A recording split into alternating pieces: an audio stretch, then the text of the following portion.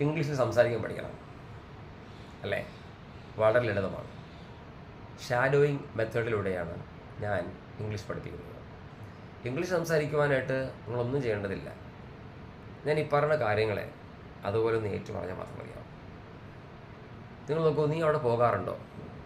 നീ പുക വലിക്കാറുണ്ടോ? നീ നേരത്തെ എഴുന്നേൽക്കാറുണ്ടോ? നീ സ്കൂളിൽ പോകാറുണ്ടോ? നീ പുസ്തകങ്ങൾ വായിക്കാറുണ്ടോ? ഈ കാര്യങ്ങളൊക്കെ നമുക്ക് ഡു ഉപയോഗിച്ച് ചോദിക്കാം. Do you go there? നീ അവിടെ പോകാറുണ്ടോ? Do you read short stories? നീ ചെറുകഥകൾ വായിക്കാറുണ്ടോ? Do you eat pizza daily?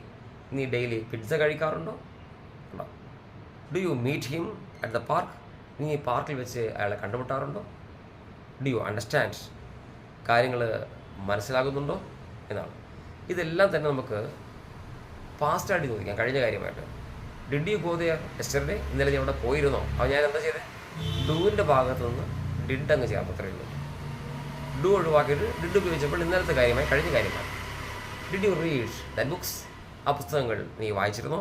ഉണ്ടോ? Did you go there yesterday? ഇന്നലെ നീ അവിടെ പോയിരുന്നോ? Did you eat pizza yesterday? ഇന്നലെ നീ ഒരു പിസ്സ കഴിച്ചിരുന്നോ? Did you have a breakfast this morning? ഇന്ന് രാവിലെ നീ പ്രാതൽ കഴിച്ചിരുന്നോ? ഉണ്ടോ? ഇങ്ങനെ ഡു പോകാറുണ്ടോ, കഴിക്കുന്നുണ്ടോ, വായിക്കുന്നുണ്ടോ, കാണാറുണ്ടോ, ചിന്തിക്കാറുണ്ടോ, നടക്കാറുണ്ടോ? ഡിഡ് ഉപയോഗിച്ചപ്പോൾ ചിന്തിച്ചോ, വായിച്ചോ, നടന്നു, പോയി. ഒന്നുകൂടി പറയാം.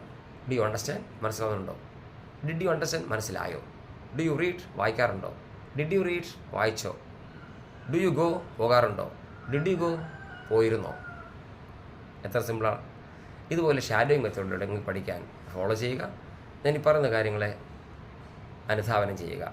കൂടെ ചേർന്ന് പറഞ്ഞാൽ മാത്രം മതിയാവും. വളരെ സിമ്പിളാണ്.